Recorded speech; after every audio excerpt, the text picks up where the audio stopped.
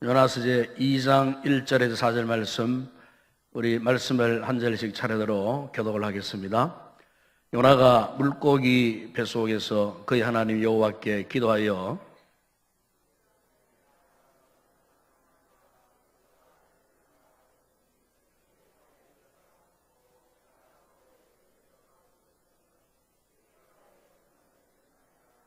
주께서 나를 깊음 속 바다 가운데에 던지셨으므로 큰 물이 나를 둘렀고 주의 파도와 큰 물결이 다 내 위에 넘쳤나이다.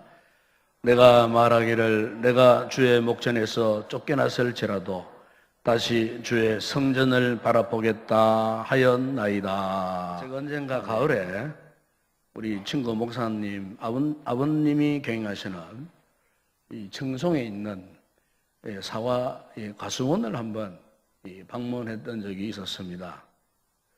그 가수원은 그 유명한 그 청송의 꿀사과, 여러분 꿀사과 아십니까? 꿀사과, 청송 그 꿀사과를 재배하는 가수원이었습니다. 그래서 이제 그래 가지고 사과를 반을 쫙 해 보니까요, 그 안에 노란 꿀이 이리 엉켜 있는. 그래서 너무너무 사과가 단단하고 싱싱하고, 그래서 한 입 이렇게 베어 먹어보니까 너무너무 아삭아삭하고 달콤하고 너무너무 맛이 기가 막힌 그런 맛이었어요. 그래서 제가 이제 그 아버님께 이제 이런 질문을 했어요. 아버님, 어떻게 해서 이렇게 맛있는 사과가 이렇게 열매를 맺게 되느냐고 그렇게 물으니까 그 어르신이 대답하시기를 이 청송은 꼴짝입니다. 청송 출신은 꼴짝하면 기분 나빠하지 마세요. 꼴짝이는 아주 공기도 맑고 좋은 곳이에요. 지금 가보면은. 그런데 이 청송 이 골짜기에 여름에 그 한낮에 그 뜨거운 햇빛, 그리고 이제 밤 되면은 차가운 밤 공기, 낮에는 뜨거운 햇살, 밤에는 차가운 공기에 의해 갖고 이 과일이 이렇게 온도차 때문에 이 온도차를 극복할 때, 이 온도차를 극복하려고 몸부림을 쳤기 때문에 그 안에 꿀이 생성이 된다는 거예요. 진액이 분비되면서. 그래서 사과를 푹 싱싱하게 하면서도 아주 맛있는 그런 사과로 만들어진다는 거예요. 제가 이제 그 이야기를 들으면서 오늘 말씀 묵상하면서 그런 기억이 나서요. 오늘 우리의 이 신앙의 삶에 있어서도 그런 것 같아요. 같이 예수를 믿지만은, 같은 예수를 믿지만은, 고난을 모르고 살거나, 고난을 극복해 보지 못한, 고난을 경험해 보지 않는 사람은 왠지 모르게 예수를 믿어도 마치 설익은 땡감처럼 뜰뜰한 게 이 신앙생활을 그렇게 하는 분들이 있어요. 그래서 사람들은 이런 생각을 주로 많이 하죠. 나한테는 제발 그런 고난이 없으면 좋겠다. 그래서 고난을 피하고 싶어하고, 그리고 고난을 가까이 하기 싫어하고. 그러나 여러분, 분명한 사실은 우리가 믿음 생활에서, 신앙생활에서의 이 고난은요, 이 고난이 크면 클수록 열매도 크고, 고난이 크면 클수록 영광도 크다는 사실이에요.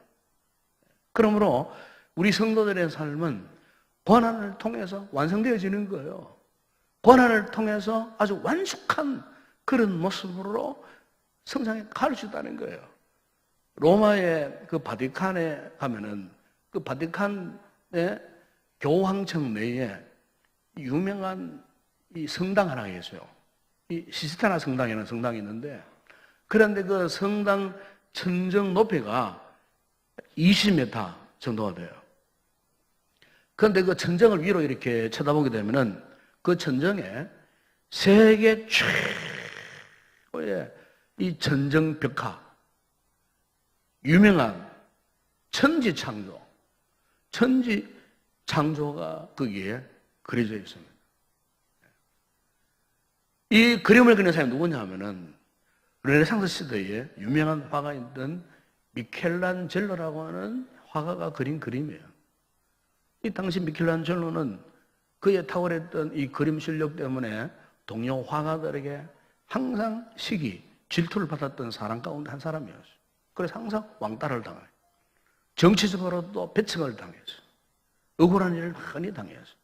그래서 다른 동료 화가들, 정치적으로 아우하고 교황 앞에 아부하는 이런 화가들은 그림을 그리더라도 편한 그림, 벽에 그냥 좋은 서서 그릴 수 있는, 의자 넣고 그릴 수 있는 뭐 편안한 그런 장소, 그런 좋은 환경, 그런 공간에서 그리는 그림을 그릴 수 있는 특혜를 받았어요. 그 사람은.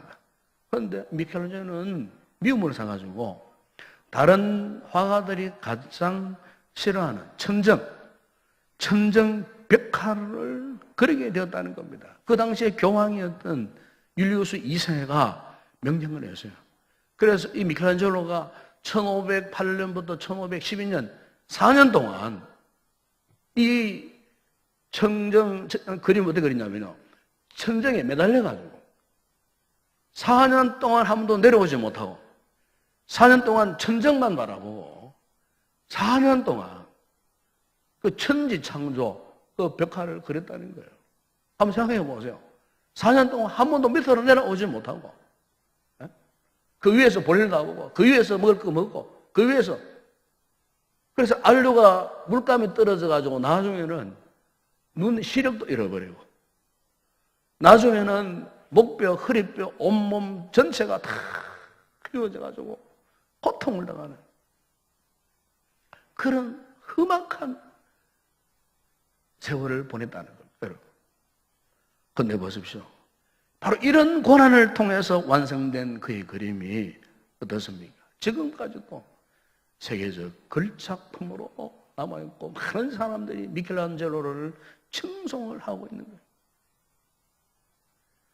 아마 여러분 여자분들은 이 보석 가운데에 이 진주를 좋아하시죠?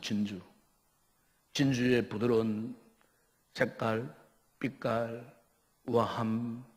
그래서 여자분들의 마음을 사로잡기에 딱 좋은 보석 가운데 하나예요.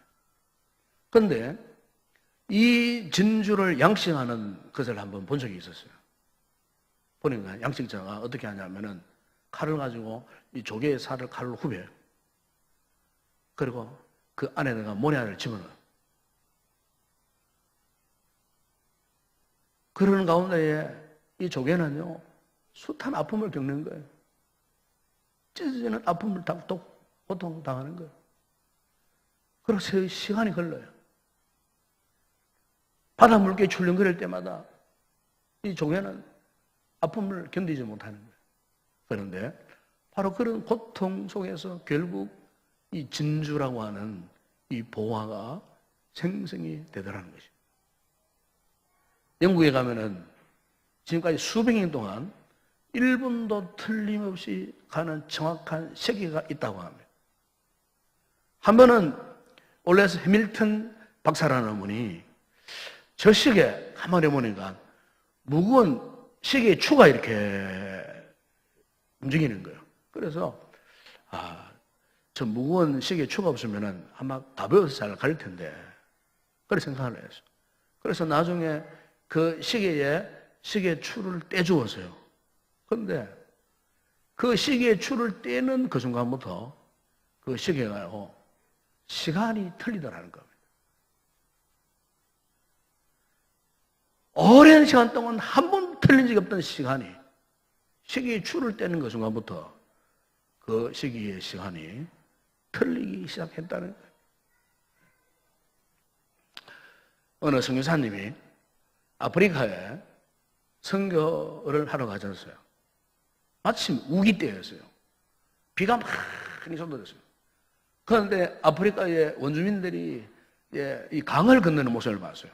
그런데 강을 건너는데 강을 그냥 건너지 않고 제각기 막 쏟아가 막 큰 돌멩이를 가슴에 안고 건너다라는 거예요. 네. 그 너무나 궁금했어요. 왜 저분들이 이 강물을 건너는데 왜 돌멩이를 안고 건널까? 그걸 물어보니까 그 돌멩이가 무게를 더해가지고 그 센 강물을 버티고 설려가지 않도록 그 돌멩이가 자신들의 몸을 보호해 준다는 거예요. 얼마나 여러분 지혜로운 방법이겠습니까? 돌멩이를 끌어안고 강물을 건넌다는 것입니다. 여러분, 오늘 우리가 고난의 문제를 이런 입장에서 한번 생각해 보게 되면은, 여러분, 우리 각자에게요, 각자에게 자기 몫에 대인 십자가 같은 고난이 다 있어요. 마치 시계와의 추와 같은 고난이 있어요. 이것이 없으면 좋을 것 같고, 이것이 없으면 편할 것 같고, 이것이 없으면 가볼 것 같지만, 그럼 여러분, 우리에게 만약에 고난이라고 하는 추가 없고 고난이라고 하는 돌멩이가 없으면요, 어떻게 된 줄 아십니까? 우리는 그 누구도요, 하나님의 이 궤도에서 제대로 걸어갈 사람 아무도 없습니다. 편안하게 한번 살아보세요. 아무런 문제 없이 한번 살아보세요. 여러분 가운데 과연 하나님의 영적 궤도를 제대로 디디고 갈 수 있는 사람 몇 사람이에요? 아무도 없어요. 그게 우리 인간의 본성이에요. 오히려 여러분, 고난 때문에 하나님을 알게 되고, 이 고난 때문에 하나님이 나에게 베푸시는 은혜를 맛볼 수가 있고, 고난 때문에 풍성한 삶을 살 수 있고, 고난 때문에 행복한 삶을 누릴 수가 있는 거예요. 그래서 여러분, 야고보 사도는 야고보 1장 2절에서 내 형제들아, 여러 가지 시험을 만나거든 온전히 어떻게 하라고 그랬습니까? 기쁘게 여겨라. 기쁘게 여겨라. 시편 119편 71절에서는 시인은 고난 당하는 것이 내게 유익이라, 이로 말미암아 내가 주의 율례를 배우게 되었나이다.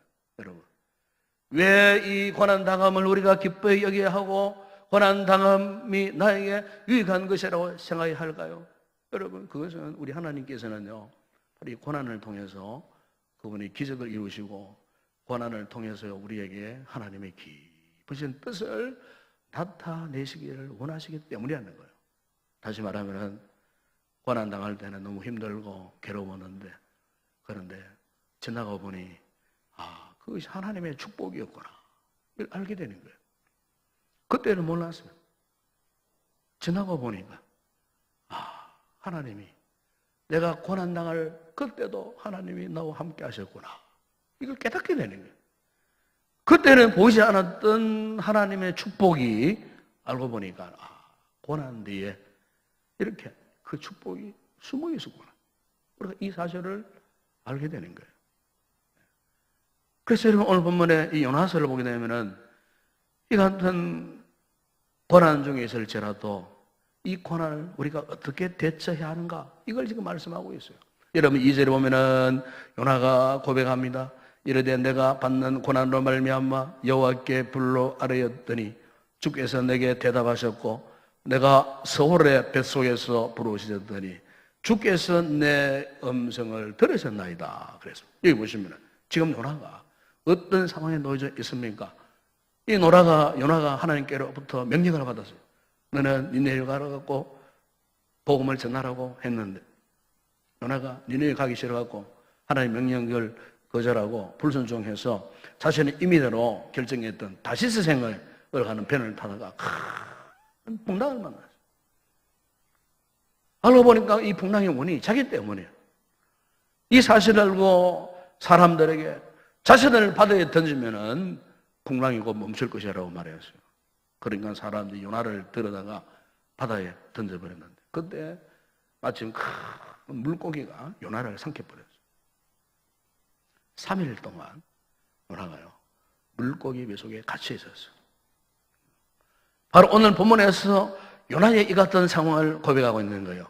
내가 받는 고난으로 말미암아 여호와께 불로 아뢰었더니 주께서 내게 대답하셨고, 내가 서울의 뱃속에서 부러지듯. 여러분, 여기에 이 서울의 뱃속이란 바로 물고기 뱃속을 말하는 거예요. 여러분, 물고기 뱃속 결코 향기로운 곳이 아니에요. 아름다운 산속이에요. 시냇가의 전, 아름다운 별장 같은 곳, 아름다운 기도원 같은 곳이 아니에요. 이 서울의 뱃속은 온갖 해산물이 썩어지고 녹아지는 물고기의 그 내장소. 한마디로 악취가 코를 찌르고 호흡이 팍팍 막힐 것 같은 갑갑하기 이를 데 없는 그야말로 생지옥 같은 세상. 더구나 이곳은 아무도 자신이 이런 기가 막힌 장소에 갇혔다는 사실을 아무도 모르는 곳이에요. 친구도 몰라요. 아무리 친한 사람들도 몰라요. 완전히 그들과 단절된 곳이에요. 나 혼자만이 갇힌 그곳이에요. 그래서 그 어떤 사람의, 그 어떤 인간의 동정도 도움도 받을 수 없는, 그들의 손길이 미칠 수 없는 절망적인 곳. 그래서 일단 이 서울의 뱃속으로 빠져 내려가면 더 이상 구조의 손을 뻗칠 수 없는 그런 상태로 들어간 거예요.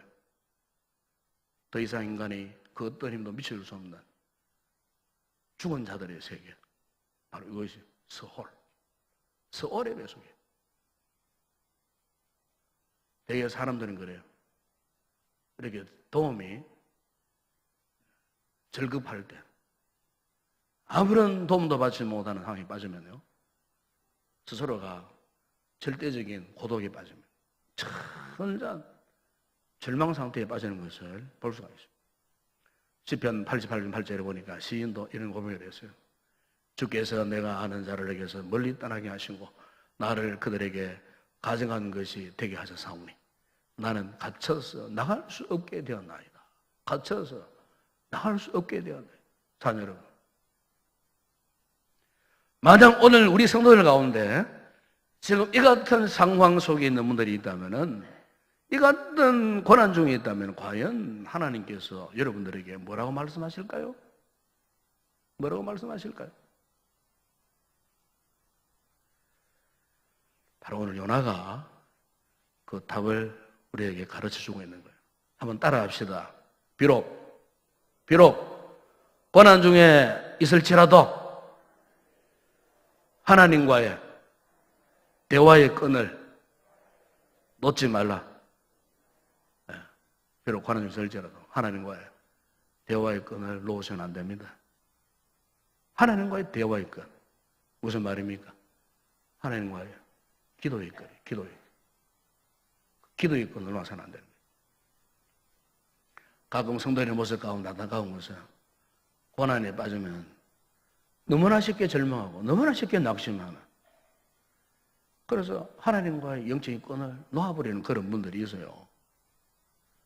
이 기도의 끈을 놓아버리는지 기도의 자리에서 찾아볼 수 없는 그런 분들이에요. 때때로 이 목회자는요, 그런 분들 보면 속상해요. 때는 막 거룩한 분노가 일어나요. 어찌하여 당신이 그 고난 가운데 겨우 하나님 앞에 나타내는 모습이 그 모양이냐. 물론 대놓고 이야기는 못해도 속으로 생각한다. 속으로 위에서 기도하면서도 너무 안타까운 거예요. 에?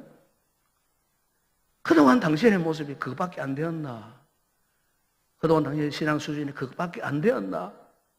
기도하면서도요, 이 목사의 심정이 그래요. 답답해가지고, 너무 안타까워가지고, 그런 심정으로 기도할 때가 있어요. 여러분, 오늘 본문의 요나를 보세요. 비록 그가 하나님의 명령을 거역하고 불순종하다가 서울의 뱃속에 빠져들어갔지만 그 요나의 위대함이 무엇입니까? 그가 그 같은 절망적인 죽어의 뱃속, 지옥 같은 서울의 뱃속에 갇혀서 오히려 일생일대 가장 간절하고 가장 경건한 기도를 하나님께 올렸다는 겁니다, 여러분. 여러분, 우리 성도들의 참 모습이 언제 드러난 줄 아십니까? 바로 요나처럼 고난의 한복판에 하나님 앞에 홀로 있게 될 때, 그때 그 사람의 진짜 모습이 밝히 드러나는 거예요. 우리 교인들의 이야기를 우리 교인들이 잘 안 하는 스타일입니다. 저는 헌신예배 나가면 그런 이야기를 한 번씩 하는데, 아마 여러분 잘 아시는 집사님, 우리 최선영 집사님 이야기를 제가 좀 할까 싶어요. 최선영 집사님. 수년 전에 우리 최 집사님이 우린도 모르는 탈모 증세가 일어났어요. 그때 한참 제자 훈련 받을 때 원인도 모르는 탈모 증세. 함부로 이렇게 모자를 쓰고 오셨다라고. 나 그냥 멋으로 쓰고 온 줄 알았어. 그런데 계속 교회 올 때마다 이제 뜨개질한 모자를 쓰고 오시더라고. 나 궁금해가지고 물었죠. 조사님, 머리가 아프시나? 그러니까 탈모 증세 일어나고 머리가 빠진다는 거야. 저는 그때만 하나라도 쉽게 생각했어요. 머리가 빠져나겠지.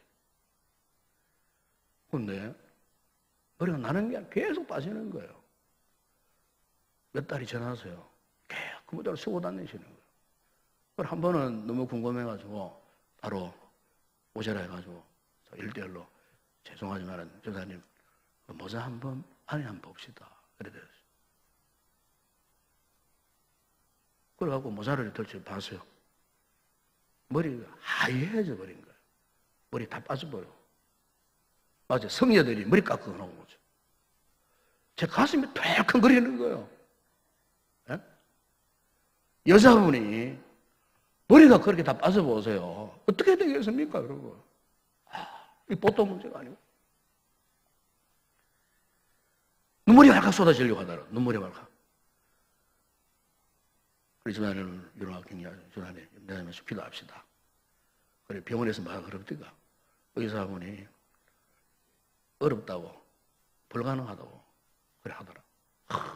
또 그 소리 들으니까 또 절망적인 거야. 기도합시다. 하나님께서 치료하실 겁니다. 그래서 저도 이제 열심히 기도했습니다. 기도했는데요. 어느 날 보니까 머리가 난다고 말이에요. 저한테 그걸 말씀을 해요. 목사님, 머리가 납니다. 이제 머리가 막 잠깐 올라온다. 병원에서는 안 된다고 했는데 머리가 막 올라오는 거예요. 새까맣게 올라오는 거예요. 결론은 하나님의 은혜 역사로 말미암아 머리가 오늘 만나보세요. 만나보시면 머리가 이전 머리보다 더 이쁘게 이렇게 잘 자라가지고 완전히 탈모에서 벗어나고. 제가 이제 그때 그 체육사진을 보면서 조금도 안 흔들려요. 제자훈련 받으러 계속 나오시고 여자로서의 가장 중요한 건 머리칼 아닙니까? 머리칼. 그럼에도 조금도 흔들리지 않고 그 어려운 제자훈련 다 받고 열심으로 기도하고 신앙으로 버텨내고 이겨내가지고 개인적으로 정말 하나님이 함께 하셨다라고 하는 산 증거, 믿음의 증거를 그분이 그렇게 받고 기뻐하는 모습을 제가 보면서 그렇구나.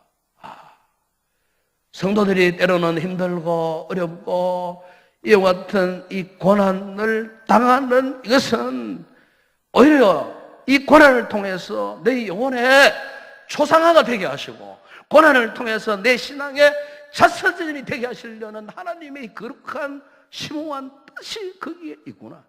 비록 내가 요나처럼 해지의 10년의 깊은 곳에 빠져 들어간다 할지라도 그것은 하나님께서 나를 다시 상파로 끌어올리시기 원하시는 하나님의 놀라운 은혜의 역사.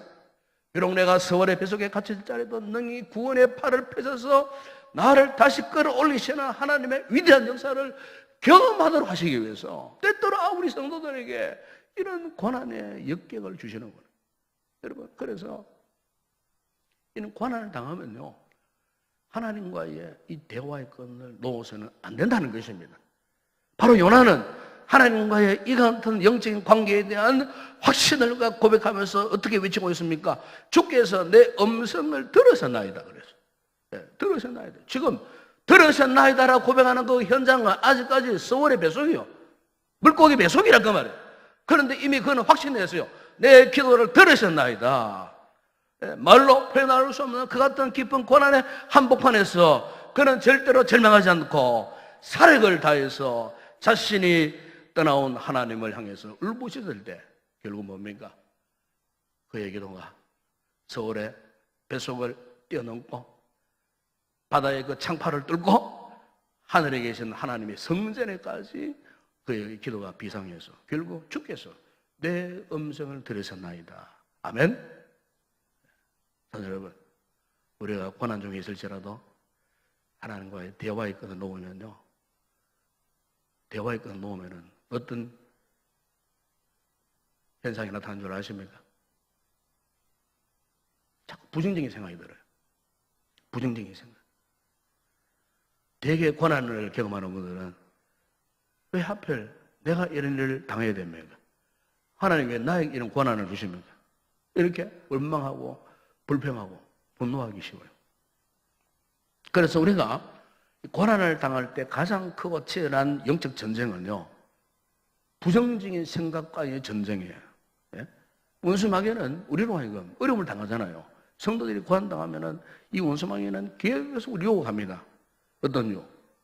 네가 무슨 죄가 있길래 그런 당하지? 네가 하나님을 제대로 믿지 못하기 때문에 이런 일을 당하는 거 아니냐? 봐라! 하나님 너를 버렸잖아. 하나님 너를 사랑하지 않잖아. 아무도 너를 도와주지 않아. 넌 이제 죽을 거야. 넌 망할 거야. 이 원수 막연한 놈은 계속해서 우리에게요, 어려움을 당하는 성도들에게 이렇게 어두운 생각, 부정적인 생각 가져다 주는 거예요. 여러분, 욥이 고난 중에 있었을 때에 가장 강력한 유혹이 바로 이것이었어요. 친구들이 찾아왔어요. 위로한답시고 이 세 명의 친구들이 죽음의 고통 속에 있는 욥 앞에서 설데없는 논쟁을 벌였잖아요. 네가 고난당하는 것은 너가 지은 죄 때문이 아니냐, 그것부터 회개하라, 이러면서 제 문제를 막 들추기고 욥을 하여금 아픈 곳을 더 건드려 아프게 만들고 절망하게 만들고, 욥의 아내 자체도 뭡니까? 아내도 하나님을 욕하고 죽으라고 마치 불난 집에 부채질하는 식으로 계속해서 끊임없이 욥으로 하여금 그 입술에서 하나님을 욕하고 하나님을 거부하도록 하는 부정적인 생각을 불어넣었다, 그 말입니다. 그런데 욥은 어떻게 했습니까, 여러분?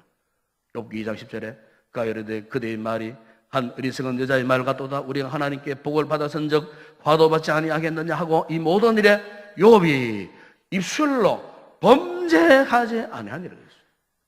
입술로 범죄하지 않았어요. 사는 여러분, 우리가 고난 중에 있을 때 그 어떤 상황 속에서도 이 부정적인 생각을 버려야 할 줄로 믿습니다. 부정적인 말, 부정적인 행동, 이걸 일체 거부해야 돼요. 왜냐하면은 고난 중에 우리로 하여금 이 부정적인 생각에 사로잡히도록 만드는 것은 사탄의 거짓 전술이에요. 예? 거짓 전술이에요. 우리 교회 홈페이지에 들어가 보면은 홈페이지에 나오는 그 CCM 수업 가운데에 오직 예수뿐이네. 저는 매일같이 여러 번을 이 곡을 좀 듣고 있습니다. 그게 오게 되면은 그 노래 가사가 이런 가사가 있어요. 은혜 아니면 살아갈 수가 없네. 나의 모든 것 다 주께 맡기리.